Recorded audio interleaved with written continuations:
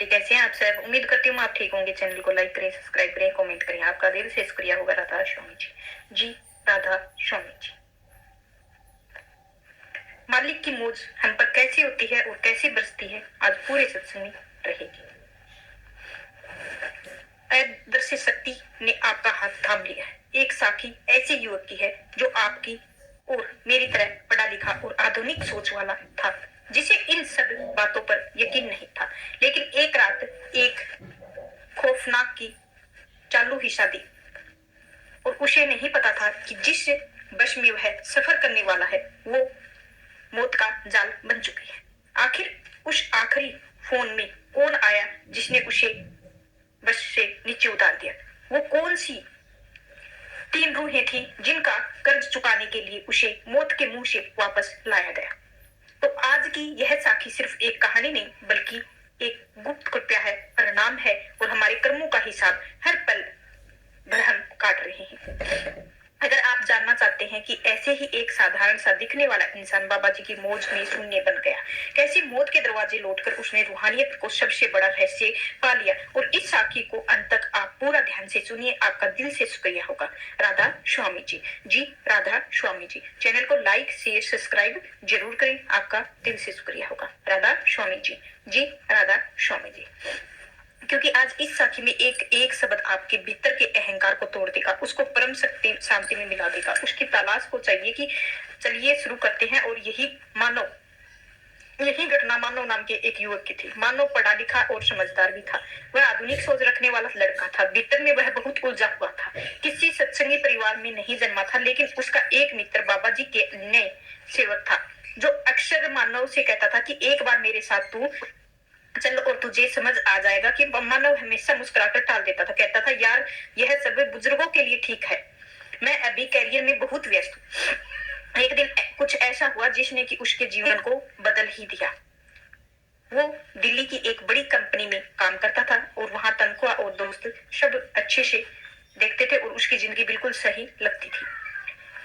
अंदर ही अंदर उसे हर रात घबराहट होती थी, उसे ठीक से नींद नहीं आती थी। वह मन में हमेशा अजीब सा डर रहता था कि अनहोनी होने वाली है। समझ नहीं पाता था आखिरकार क्यों हो रहा है। एक रात उसने सपना देखा कि सुनसान सड़क पर खड़ा है और आसमान में बिल्कुल काला है, और उसने सामने से एक बस बहुत तेज से आ रही है और अचानक से एक तेज आवाज आती है और उसकी तरफ छा जाती है। वो घबराकर उठ बैठा हुआ और उसका शरीर पसीने में भिगा हुआ था। दिल जोर जोर से धड़क रहा था और उसने इसे महज एक बुरा सपना समझकर नजरअंदाज कर दिया। 2 दिन बाद ऑफिस में घोषणा हुई कि अगले हफ्ते कुछ कर्मचारियों के प्रोजेक्ट के लिए बाहर लिस्ट में मानव का नाम भी शामिल था। यह यात्रा बस द्वार पर होनी थी। उसी ही रात वह फिर वही अपना सपना आया और वही सड़क, वही वहां पर वह भयानक आवाज। तो अब वो पूरी तरह से बेचैन उठा था। सुबह उसने अपने उसी सत्संग मित्र को फोन किया कि मित्र भाई, किस शांत स्वर में कहा कि इस रविवार तू एक बार मेरे साथ चल के कुछ मत सोच। मानव ने इस बारे में बिना कोई फर्क दिए हाँ कर दी। रविवार को जब वह डेरे पहुंचा तो वहां की शांति ने उसे भीतर तक रुला दिया। लोग सेवा में मगन थे, लेकिन चेहरों में एक अद्भुत संतुष्टि थी। वहां ना तो कोई भागदौड़ थी और ना ही कोई दिखावा था। उसे का मित्र उसे लंगर ले गया और पहली बार थाली उठाई और उसने संगत को रोटी देना शुरू किया। तो सेवा के दौरान एक वृद्ध माता ने उसे रोटी लेते हुए कहा कि बेटा, मालिक तुझे सदा सुरक्षित रखे। यह एक साधारण सा आशीर्वाद था, पर ना जाने क्यों मानव के दिल में उतर आया। जब सत्संग शुरू हुआ तो बाबा जी मंच पर आए और मानव ने उन्हें पहली बार देखा तो कोई चमत्कार नहीं, ना ही कोई बिजली गिरी, और उसे महसूस हुआ कि उसके भीतर हलचल धीरे धीरे शांत हो रही है। तो सत्संग के दौरान बाबा जी ने कहा कि हम सोचते हैं कि सब कुछ नियंत्रण करते हैं और कई बार हमें बचा लिया जाता है और हमें पता नहीं चलता है। यह सुनकर मानव के रोंगटे खड़े हो गए। शाम को घर लौटते समय मित्र ने पूछा कि यात्रा पर कब जाना है। मानव ने बताया कि बुधवार सुबह निकलना है। तो मित्र ने कहा कि अगर मन गवाही दे रहा है तो एक दिन और रुक जाना है। मानव हंसकर बोला कि भाई, मैं तो इतने भी अंधविश्वासी नहीं हूँ। बुधवार की सुबह वो बस में बैठ गए। बस चल पड़ी, लेकिन उसके दिल में धड़कनें तेज थी। आधे ही रास्ते पहुंचते ही अचानक उसकी माँ का फोन आया। बस में शोर के कारण वह बात नहीं कर पाया, इसीलिए वह चालक से कहकर बस से नीचे उतरकर थोड़ा दूर जाकर बात करने लगा। उसी अक्षर में के पीछे से ब्रेक मारने की एक बहुत तेज आवाज आई और मानव ने मुड़कर देखा तो उसका होश उड़ गया। बस सड़क से फिसलकर डिवाइडर से टकरा चुकी थी। लोग चीख रहे थे और मानव के हाथ कांपने लगे। वो बस के अंदर नहीं बल्कि बाहर सुरक्षित खड़ा था और उसे तुरंत अपना सपना याद आया। वही सड़क, वही जगह, वही आवाज। उसकी आंखों में आंसू बहने लगे। कुछ दिनों के बाद फिर डेरे में गए, लेकिन इस बार वह केवल देखने नहीं गया, वह समझने आया था। और जब उसे बाबा जी के दर्शन हुए तो उसके मन में एक प्रश्न था कि क्या वास्तव में मुझे बचाया गया है। तो उस दिन सत्संग बाबा जी के शब्द, कई बार हम सेवा में संगत में इसीलिए खींचे चले जाते हैं क्योंकि ऊपर से बुलावा होता है, कुछ हिसाब हमारे पूरे होते हैं और संकट टालने होते हैं। मानो अब समझ गया कि किसी ने डराकर नहीं बल्कि बचाकर अपने पास बुलाया है। धीरे धीरे उसका जीवन बदलने लगा और अपनी नौकरी और दुनियादारी नहीं छोड़ी। बस उसकी सोच तो बदल गई। अब वह रविवार के समय निकालता था और सेवा करता था और नाम जपता था। उसे यह समझ आ गया कि बाबा जी चमत्कार दिखाने नहीं बचाते, बल्कि वो साधारण घटनाओं के पीछे छिपकर हमारी रक्षा जरूर करते हैं। तो साथ संगत जी, इस साखी को सबसे बड़ा रहस्य यही है कि कभी कभी जिसे हमें अपने काम में रुकावट समझते हैं, असल में वह मालिक की सबसे बड़ी कृपा होती है। मानो अब वो बाहर से वही इंसान था, पर भीतर से भी पहले जैसा नहीं रहा। सवाल बार बार उठता था, मगर दिन में बस यही रहता था कि आज मैं जिंदा होता। यह सवाल उसे सोने नहीं देता। एक रात उसने बाबा जी के नाम के लेते हुए आंखें बंद की। उसी ही रात उसने एक और सपना देखा। इस बार वो किसी सड़क पर नहीं बल्कि खुद के एक बहुत बड़े मैदान में खड़ा है और चारों तरफ से गहरी धुंध थी और वहां सैकड़ों लोग खड़े हैं और उसमें से कुछ रो रहे हैं, कुछ चिल्ला रहे हैं, कुछ एक दूसरे को पुकार रहे हैं। तो मानो यह सब देखकर घबरा गए। तभी उसे अपने पल के पीछे की चलने की आहट सुनाई थी। जब उसने पलटकर देखा तो वहां एक सफेद रोशनी थी। उस रोशनी के भीतर कोई आकृति थी और चेहरा साफ दिखाई नहीं दे रहा था। तभी एक शांत आवाज गूंजी, तभी तुझे अभी वापस भेजा गया है। मानव पूरी तरह घबरा गए। उसने पूछा कि आखिर क्यों आवाज आई? क्योंकि तेरा हिसाब अभी बाकी है। मानव ने फिर पूछा कि कैसा हिसाब? तो कुछ एक्शन मोड़ रहने के बाद आवाज आई कि तू अपने जीवन में 3 आत्माओं का ऋणी है। उसने पूछा कौन सी आत्माएं? पर तभी उसकी नींद खुल गई। उसका पूरा शरीर पसीने में भीगा हुआ था। अब कहानी एक नया और मोड़ लेती है। अगले दिन ही काम पर वह गया और मन में किसी काम में नहीं लग रहा था। बार बार यही सोच रहा था कि 3 आत्माएं कौन सी होती हैं। शाम को उसने अपने सत्संग मित्र को फोन किया और उसे सारी बात बताई। मित्र ने चुपचाप सुना और बोला कि कभी कभी बाबा जी सपने के जरिए रास्ता दिखाते हैं और वही रास्ता समझाते हैं जो विनम्र। मानव ने पूछा कि अब मैं क्या करूं? तो मित्र ने सलाह दी कि सेवा और नाम का सुमरन बढ़ा दे, बाकी ऊपर वाला खुद रास्ते खोल देगा। तो मानव ने वैसा ही किया। हर रविवार के अलावा बुधवार भी वह सत्संग जाने लगा और एक दिन सेवा के दौरान उसे जूते चप्पल संभालने की सेवा मिली। वह लाइन में खड़ा था, तभी एक वृद्ध व्यक्ति आए और उनके हाथ कांप रहे थे, उनके जूते फटे हुए थे। उन्होंने धीरे से कहा कि बेटा जरा मदद कर देगा। तो मानव ने झुककर उनके जूते ठीक से रखे। वृद्ध ने उसके सिर पर हाथ रखा और आशीर्वाद दिया, मालिक तुझे बहुत ऊपर ले जाएगा बेटा। मानव ने दिल में एक अजीब सी हलचल हुई और उसी में वही अपना सपना याद आया और उसे लगा कि मैं पहली आत्मा थी और वह खुद की कुछ समझ नहीं आया। कुछ दिनों के बाद लंगर की सेवा के दौरान एक महिला आई जिसके गोद में छोटा सा बच्चा था। वह बच्चा रो रहा था। मानव ने जब उससे पूछा कि क्या हुआ तो महिला ने आंखों में आंसू आ गए। उसने बताया कि 2 दिन से बच्चे ने कुछ नहीं खाया है। मानव ने तुरंत अपने हिस्से का लंगर दे दिया। तो महिला रोते हुए बोली कि भगवान तुझे कभी भूखा ना रखे बेटा। यह सुनकर मानव के शरीर में सहरन दौड़ी पड़ी और दूसरी आत्मा थी वो अब मानव की हर दिन कुछ ना कुछ ऐसा दिख रहा था। तो जो सीधे उनके दिल में छू रहा है वह सबसे बड़ा सवाल बाकी था। और तीसरी आत्मा कौन सी है? उसकी 3 आत्माएं ऋण नहीं चुकाया तो उसने साथ क्या होगा?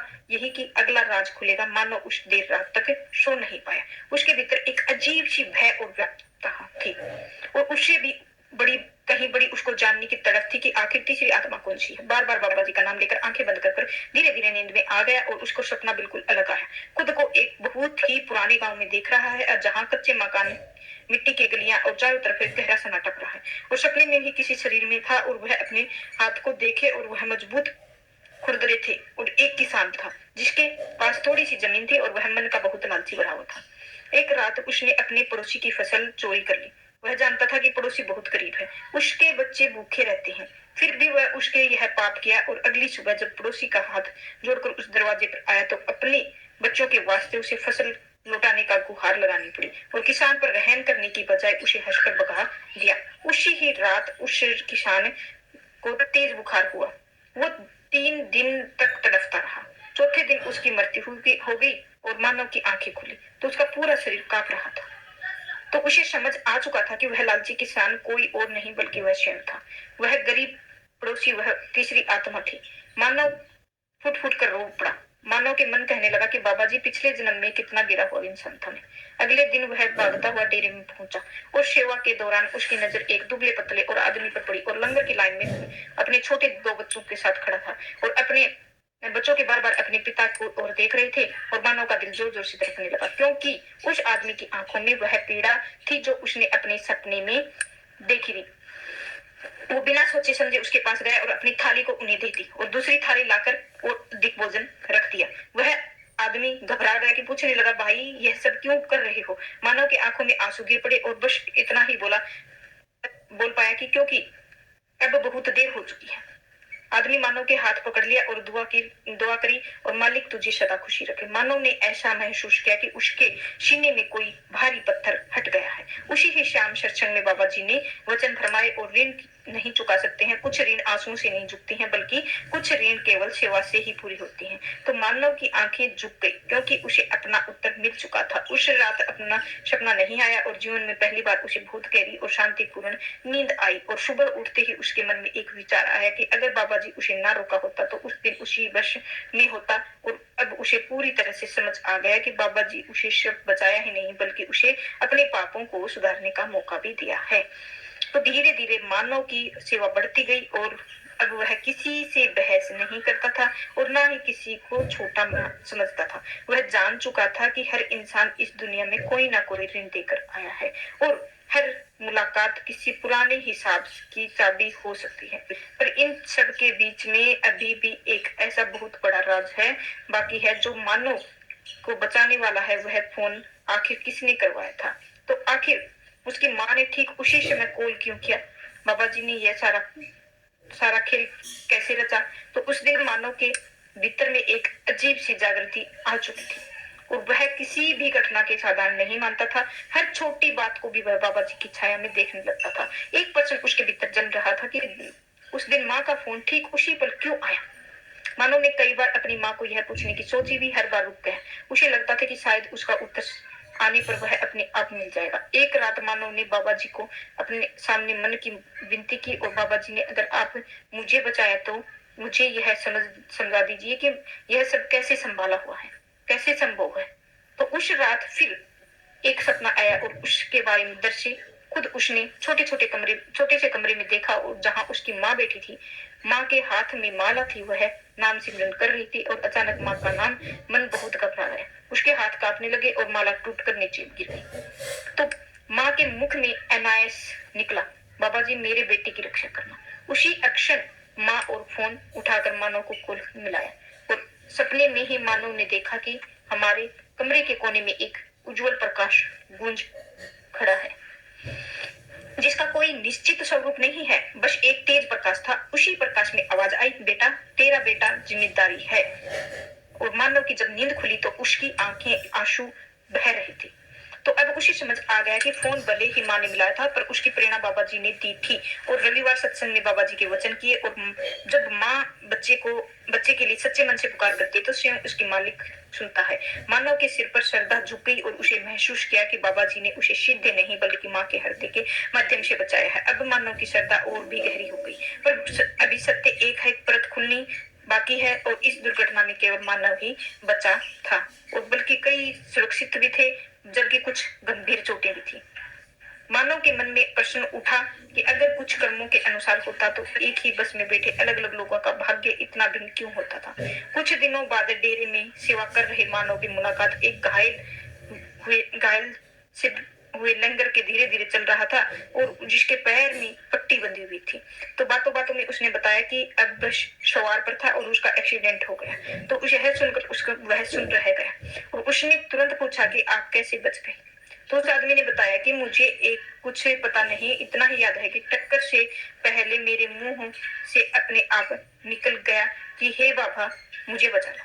तो यह सब मानव सुनकर रोंगटे खड़े हो गए। उस रात मानव ने फिर भी अपना सपना आया और जिसमें एक बहुत ही बड़े तराजू के सामने खड़ा था और पलड़े में कर्मों का भारी बोझ था और दूसरे पलड़े में नाम था।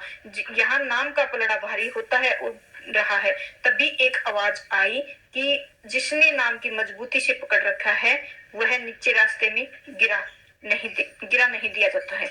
और मानव अब पूरी तरह से समझ गया था कि कुछ लोग इसीलिए बच गए क्योंकि उनके जीवन में नाम की शक्ति जुड़ी हुई है, कुछ लोग घायल इसीलिए हुए क्योंकि कर्मों का हिसाब अभी आधे कटे थे और उनका इस संसार में हिसाब किताब पूरा होना चुका था। और यह जानकर मानो के बाबा जी के किसी भी हाथ में न्याय नहीं था। हर किसी को उसकी आत्मा के लिए संचित कर्मों के हिसाब से परिणाम मिलता है। और अभी भी यह कहानी पूरी नहीं हुई है। मानव के जीवन में एक ऐसी कड़ी परीक्षा आने वाली है जो आप देखकर दंग रह जाओगे। यह अपने लगा कि जीवन लगातार परख रहा है। हर दिन कोई ना कोई परिस्थिति सामने आ गई थी और पुराने मानव को यह लग रहा था कि वह परीक्षा बहुत ही जल्दी ऑफिस में एक नया मोड़, बहुत ही प्रोजेक्ट आ सकता है। एक प्रोजेक्ट ऐसा था जिसने पूरा करने वाला व्यक्ति सीधे मैनेजर के पद पर पदोन्नत हो गया था। मानव की मेहनत और ईमानदारी में सब जानते थे, लेकिन उसी टीम राहुल के नाम से एक और लड़का था। राहुल स्वभाव का चालाक था और मीठा बोलता था और भीतर से ईर्ष्यालु था। तो राहुल ने मन ही मन में तय कर लिया कि वह अब इस बार प्रमोशन उसे ही चाहिए, चाहे वह किसी भी हालत में मिले। मानव देर रात तक मेहनत भी करता था, फाइलें भी तैयार करता था और डांट भी खा लेता था और सब मिलकर आगे बढ़े। उसी ही बात से जरा अभ्यास करना नहीं बल्कि उसके कोई पीछे खेल है वह खेला जा रहा है। और एक दिन रात बोस के चेहरे पर भारी ताजगी थी और उन्होंने कड़क आवाज में पूछा कि क्या तुमने प्रोजेक्ट तैयार किया है? तो डाटा जानबूझकर छुपाया। मानव ने यह सुनकर सुन रह गया और उसने नम्रता से कहा कि सर मैंने ऐसा कुछ नहीं किया है।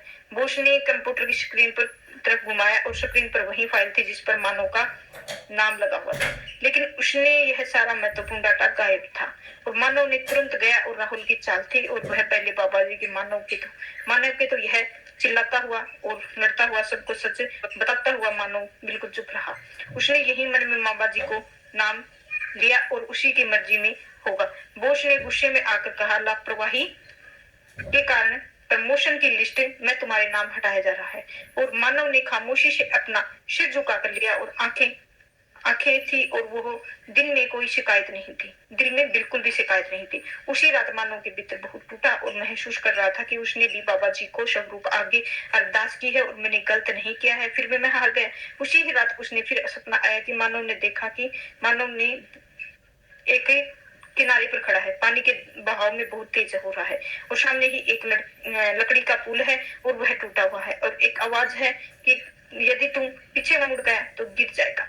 यही निडर होकर आगे बढ़ा और बच गया। मानव डरते डरते कदम आगे बढ़ाए और वह जैसे जैसे पुल और अधिक हिलने लगा और उसे कदम नहीं रोक पाए। अचानक से स्वयं बाबा जी खड़े हुए और बाबा जी को उसके हाथ ने पकड़ लिया और बोले कि यह सच है कि मैं उस मार्ग पर चलता हूँ, देर से ही सही पर कभी गिरने की नहीं दिया। अगली सुबह जब मानव सोकर उठा तो उसके मन में एक अजीब सी शांति थी। जो ऑफिस पहुंचा तो कुछ ही देर बाद उसे HR विभाग के बुलाया गया। तो वहां अधिकारी ने बताया कि राहुल स्वयं ही स्वीकार कर लिया है कि उसने फाइल छेड़छाड़ की थी और मानव स्तंभ रह गया। उसने बताया कि उसकी ईमानदारी को देखते हुए प्रमोशन उसे दे दिया और मानव की आंखें भर आई। उसे समझ आ गया कि बाबा जी केवल संकटों में नहीं बताते बल्कि अटूट विश्वास पर भी सिखाते हैं कि सबसे कठिन परीक्षा आनी शेष थी, क्योंकि अब वह मानव को बहुत राहुल के सामने खड़ा होना था और वह तय करना था कि वह अपना अपमान का जो बदला लेगा और माफ कर देगा। फिर जोर जोर से भड़क रहे थे और धड़क रहे थे। उसके सामने ही राहुल खड़ा था और वहां राहुल की आंखें झुक गई और पीला चेहरा पड़ चुका था। वो अत्यंत धीमी आवाज में भी बोला कि मानो मुझे बहुत बड़ी गलती हो गई है। मानो शांत रहा और राहुल के आगे बोला कि मैं डरने लगा हूँ। यदि इस बार मुझे पदोन्नति नहीं मिली तो मेरा कोई अस्तित्व नहीं रहेगा। तो ये कहते हैं कि उसकी आंखों में आंसू गिरने लगे। वही अक्षण था जहां मानव की सबसे बड़ी परीक्षा होती थी। यदि वह चाहता तो राहुल के सबसे सामने अपमानित कर सकता था, स्थानांतरण करवा सकता था और करियर खराब कर सकता था। पुराना मानव शायद यही करता और इस मानव के भीतर बाबा जी की आवाज गूंज रही थी और माफ किया, जीवन को बहुत आगे निकलना है। और मानव एक गहरी सांस ली और आगे बढ़ा। तुम्हें हृदय से माफ किया और सुनते हुए राहुल फूट फूट कर रोने लगा, मानव के पैरों में गिर गया। उसने कहा कि तुमने सच में पोल खोल दी है। आज रात मानव को फिर एक सपना आया। देखा कि वह एक बहुत ही बड़े दिव्य दरबार में खड़ा है। उसकी तीनों आत्माएं उसके सामने है और वो वृद्ध व्यक्ति है और भूखी मां और वो गरीब किसान है। उन सभी ने पूर्णतः है शांति और संतुष्टि थी। उन्होंने एक साथ मधुर शब्द कहे और तूने हमारा ऋण चुका दिया है। और इतना ही कहने के बाद तीनों एक दिव्य प्रकाश में विलीन हो गए और मानव रोते हुए नींद में उठ गया। उसका हृदय बोझ और मुक्ति हल्का हो चुका था। रविवार के सत्संग में बाबा जी बहुत गहरी बात कर रहे थे और मनुष्य बदलते ही आगे जलता और उसके कर्मों के हिसाब किताब जलकर खत्म हो गए थे। मानव समझ गया कि उसकी अक्षमा दिन से अपने कर्मों की अंतिम बेड़ी है और काट दी है। और महीने के बाद में जीवन एक संकट आया और मां गंभीर रूप से बीमार पड़ गई और डॉक्टरों ने स्पष्ट जवाब दे दिया कि यह इसकी स्थिति नाजुक है। मानव ने पूरी तरह टूट गया था और मां को बैठकर रोने लगा और बाबा जी ने प्रार्थना की और मुझे बस कुछ नहीं दिया, कृपया मेरी मां की रक्षा की थी। तो उसी रात अस्पताल में बाहर एक बुजुर्ग सेवादार मानव के पास आए और मानव के पास बोले कि बेटा तू डर मत। उन्होंने फिर से पर हाथ रखा और कहा तेरी मां उम्र अभी बाकी है। और इतनी कहकर वह चले गए। मानव को यह नहीं समझ पाया और 2 दिन बाद हालत अचानक से सुधर गई और डॉक्टर हैरान रह गए। और मेडिकल विज्ञान के हिसाब से सुधार संभव नहीं था, समझ नहीं आ रहा था, लेकिन बाबा जी की कृपा से वह सब कुछ स्थानांतरण हो गया। और बल्कि इंसान के चरित्र और निर्माण करते हैं, परंतु अभी भी एक अंतिम सत्य उद्घाटन बाकी है। क्या मानव के प्रत्यक्ष साधन को दर्शन प्राप्त होते हैं? और मानव अब किसी भी चमत्कार की इच्छा नहीं करता है, ना ही उसे दर्शन की लालसा करता है, ना ही विशेष किसी चाहे कि और उसकी। और वह अब अपने रास्ते पर चलने की शक्ति प्रदान करता रहा। और लेकिन वह कहता था कि जब शिष्य पूरी तरह से तैयार हो जाता है तो गुरु स्वयं प्रकट होते हैं। और एक ही दिन मानव ने डेरे में 3 दिन का अवसर मिला और रसोई के पास सब्जी काटने की सेवा मिली गई। और सेवा में वह सुबह 4 बजे शुरू होती थी और कड़ाके की ठंड का मौसम था और वह काम करते करते हाथ सूने हो जाते थे। मानव पूरी तरह से लगन से चुपचाप सेवा करता रहता था। तीसरे दिन रात चलती रही और संगत की कम हो चुकी थी और चारों तरफ अंधेरा हो चुका था और मानव की थकान के कारण एक कोने में बैठ गया। उसकी आंखें धीरे धीरे बंद हो रही थी और तभी से महसूस हुआ कि किसी बड़े प्यार से उसने नाम से पुकारा है। मानव उसने जैसे ही आंखें खोली तो सामने एक बुजुर्ग सेवादार खड़े थे और साधारण सफेद कपड़े पहने हुए थे। सरल चेहरा और आंखों में असीम शांति। और उन बुजुर्ग ने बड़े ही प्रेम से पूछा कि बहुत थक गया है बेटा? मानव ने उसे उत्तर दिया कि हाँ जी, मैं पर इस सेवा में सुख है। और बुजुर्ग ने मुस्कुराया कि हाँ, सच्ची ही वही सेवा होती है जिसमें सुख होता है, जो बिना किसी दिखावे के की जाए। इतना कहकर उन्होंने मानव के सिर पर हाथ रख दिया। सप्रस मानव के भीतर एक बिजली दौड़ रही थी। उसकी आंखों में अविद्र बहने लगी, शरीर कांपने लगा। उसने अनुभव किया कि समय नहीं रुक गया है। और वह बुजुर्ग कहा कि तूने अपने कर्मों के हल्के कर लिए हैं बोझ,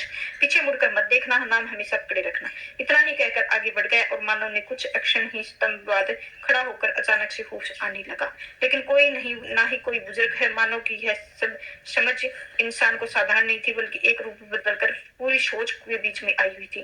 पहले ही दिन सत्संग में बाबा जी ने उसे मुझे बहुत बार खोजता रहा और निष्काम सेवा से करता रहा और उसे ही स्वयं मिल जाता हूँ। और यह सुनकर मानव के सिर पर श्रद्धा का झुक गया है।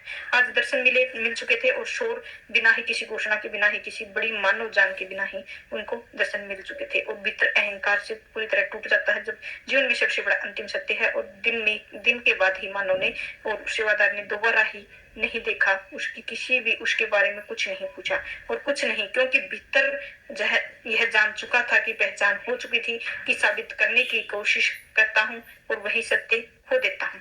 तो बोलने की दुनिया की नजरिए को पूरी तरह बदल चुका था और पहले ही वह हर बात को स्वयं को यानी अपने आप को ढूंढता था, हर बार अपनी घटना को मालिक की मर्जी में देखता था। कुछ महीनों बाद उसकी कंपनी बड़ी उथल पुथल मचने लगी और उसने इस सूची के मानव के बारे में शामिल किया। फिर आश्चर्य की बात तो यह है कि मानव डरा नहीं टूटा, शांत भाव से घर में आया और माँ के पास बैठा। माँ ने अब चिंता से पूछा कि क्या हुआ बेटा? तो मानव ने मुस्कुराते हुए दिया कि शायद मैं अब कोई नया रास्ता खोलने वाला हूँ। उसी ही रात उसे फिर से वही सपना आया और वह नदी, वही पुल, ताकि इस बार टूटा हुआ नहीं। सामने से एक गंभीर आवाज आई, उसने जिसे हमें छीनते हैं वो अक्सर तेरे निकास और तेरे लिए छोटे होते हैं और रोकते हुए तेरे लिए खतरनाक होते हैं और उसके पात्र योजना बनाते हैं। तो 2 सप्ताह के बाद उसे एक कंपनी में बुलावा आया। नौकरी पहले वाली से कहीं बेहतर थी। तनख्वाह ज्यादा थी। सबसे बड़ी बात तो यह थी कि काम के साथ सेवा करने का पर्याप्त समय मिल रहा था। समझ रहा था कि नौकरी छीनी नहीं बल्कि बदला दिया गया है, बेहतर हो गया है और अकेला बैठकर जीवन अपनी कड़ियों में जोड़ रहा था। बस हादसा 3 आत्माओं का ऋण था और वह साफ हो गया था। तो आज का सत्संग इधर ही समाप्त होता रहा था। स्वामी जी आपको कितना पसंद आया जरूर बताएं और चैनल को लाइक शेयर सब्सक्राइब जरूर करें। आपका दिल से शुक्रिया होगा। राधा स्वामी जी। जी राधा स्वामी जी। कमेंट में राधा स्वामी जरूर लिखना था। स्वामी जी। जी राधा स्वामी जी।